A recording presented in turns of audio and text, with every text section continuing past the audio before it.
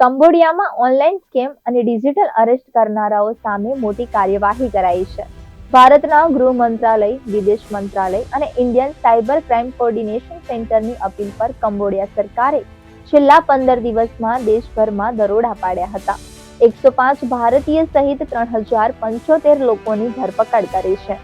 ભારતીય ગૃહ મંત્રાલય અને વિદેશ મંત્રાલયને ગુપ્ત માહિતી મળી હતી કે કંબોડિયાથી ડિજિટલ અરેસ્ટનો ખેલ ચાલી રહ્યો છે. ત્યારે કંબોડિયા સરકારે 138 અલગ-અલગ સ્થળો પર દરોડા પાડ્યા હતા. આ દરમિયાન ધરપકડ કરાયેલા લોકોમાંથી 606 મહિલાઓ છે, જેમાં 1028 ચીની, 693 વિયેતનામી, 366 ઇન્ડોનેશિયન, 101 બાંગ્લાદેશી, 82 થાઈ, 57 કોરિયન, 81 પાકિસ્તાની, 13 નેપાળી અને 4 મલેશિયન નાગરિકોનો સમાવેશ થાય છે.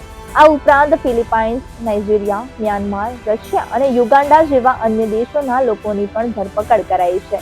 આ કાર્યવાહી દરમિયાન મોટી સંખ્યામાં computer, laptop, mobile phone, drugs, હથિયારો, ગોળીઓ અને ચીની ભારતીય પોલીસના નકલી ગણવેશ ડ્રગ્સ પ્રોસેસિંગ મશીનો મળી આવ્યા છે.